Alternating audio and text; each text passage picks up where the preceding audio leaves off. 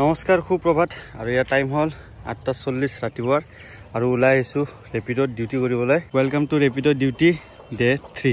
আজি হ'ল 3 নম্বৰ দিন আৰু আজিও কৰিম 3 পৰা 4 ঘণ্টাৰ ডিউটি। চাও কিমান টকা ইনকাম হয় সকলোবোৰ আপোনালোক দেখাবলৈ চেষ্টা কৰিম। তো এতিয়া ৰেপিডৰ এপ্লিকেশনটো অন কৰিলো আৰু এতিয়া ইয়াতে অফ ডিউটি হৈ আছো নহয়, এতিয়া ইয়াতে অন ডিউটি হৈ গলো।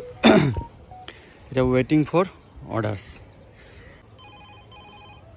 আৰু ইয়াৰ প্ৰথমটো অৰ্ডাৰ লাগি গ'ল গীতাঞ্জলি হোম নাৰ্ছিং ডিজিএম নিয়াৰ বাই কিৰণ ষ্ট'ৰ। আৰু ইয়াৰ go to pick up location আৰু ইয়াতে বাইক ৰেডি হৈ আছে। এতিয়া ধুনীয়াকৈ হোল্ডাৰটোত মোবাইলটো লগাই আজি ডিউটি আৰম্ভ হ'ল। 3 পৰা 4 ঘণ্টা ডিউটি কৰিম। কিমান টকা ইনকাম হয় সকলোবোৰ দেখুৱাবলৈ চেষ্টা কৰিম। ভিডিঅ'টো স্কিপ নকৰি চাই থাকক।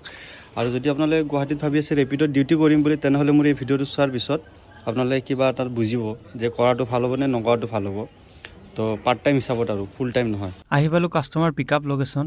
কাষ্টমাৰজনীক উঠাই কেনে এতিয়া যাওঁ ড্ৰপ লোকেশ্যনলৈকে। আৰু আহি পালোঁ ড্ৰপ লোকেশ্যন কলাক্ষেত্ৰৰ কাষতে কাষ্টমাৰজনী নামাই দিলোঁ। আৰু এইটো অৰ্ডাৰৰ পৰা ইনকাম হ'ল মোৰ 49। তো অলৰেডি কেছ কালেক্ট কৰিলোঁ। ভাল ৰেটিং এটা দি কাষ্টমাৰজনীক বিদায় দিলোঁ। খবৰ নিদিয়াকৈ আহি পালেহি মোৰ 2 নম্বৰ অৰ্ডাৰটো। একচেপ্ট কৰি লওঁ। এতিয়া লোকেশ্যন চাওঁ কাষ্টমাৰজন ক'ত আছে। প্ৰথমতে এটা মেছেজ দি লওঁ যে মই গৈ আছোঁ বুলি। তো গো টু পিক আপ লোকেশ্যনত দিওঁ, চাওঁ ক'ত আছে কাষ্টমাৰজন। অ'কে, তো এইটো বাইলনত আছে। আৰু ড্ৰপ লোকেশ্যনটো হ'ল ছায়েন্স মিউজিয়ামৰ ওচৰতে। কাষ্টমাৰজনক ধুনীয়াকৈ নমাই দিলোঁ। আৰু এইটো অৰ্ডাৰৰ পৰা মোৰ ইনকাম হ'ল ₹40। কেছ কালেক্ট কৰিলোঁ। ভাল এটা ৰেটিং দি কাষ্টমাৰজনক বিদায় দিলোঁ। আৰু আহি পালেহি মোৰ 3 নম্বৰ অৰ্ডাৰটো। কাষ্টমাৰজনক এটা মেছেজ দিওঁ, নামটো হ'ল ভিক্টৰ।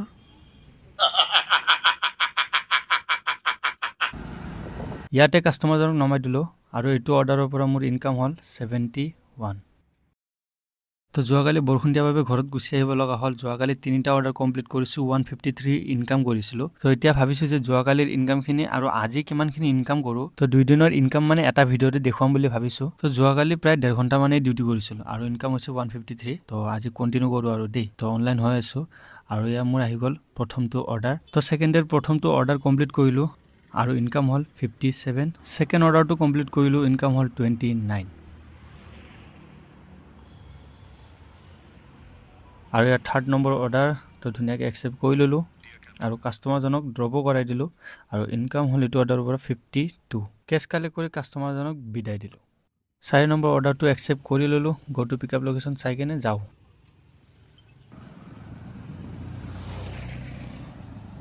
আৰু এইটো অৰ্ডাৰৰ পৰা ইনকাম হ'ল 40। আৰু এইটো হ'ল 5 নম্বৰ অৰ্ডাৰৰ ইনকাম। অলৰেডি কেছ কালেক্ট কৰিলোঁ। ধুনীয়াকৈ ৰিভিউ এটা দি কাষ্টমাৰজনক বিদায় দিলোঁ। আৰু এয়া হ'ল 6 নম্বৰ অৰ্ডাৰ। কাষ্টমাৰৰ নাম হ'ল মেঘালী। আৰু এইটো অৰ্ডাৰৰ পৰা ইনকাম হ'ল 34। আজিৰ দিনটো শেষৰ অৰ্ডাৰটো মানে 7 নম্বৰ অৰ্ডাৰটো। 41 ইনকাম হৈছে মোৰ এইটো অৰ্ডাৰৰ পৰা। আৰু ভাল এটা ৰেটিং দি কাষ্টমাৰজনীক বিদায় দিলোঁ। তো যোৱাকালিৰ আৰু আজিৰ আৰ্নিংটো এতিয়া ধুনীয়াকৈ আপোনালোকক দেখুৱাই দিম। তো যোৱাকালি মই প্ৰায় 1.5 ঘণ্টা ডিউটি কৰিছিলোঁ আৰু আজি মই 3 ঘণ্টা ডিউটি কৰিছিলোঁ। যোৱাকালিৰ ইনকাম হৈছিলে 153 আৰু আজিৰ ইনকাম হ'ল 305। যদি আপুনি ইয়ালৈকে ভিডিঅ'টো চাইছে তেনেহ'লে টোটেল আৰ্নিং কিমান হ'ল কমেণ্টত আপোনালোকে জনাবলৈ নাপাহৰিব।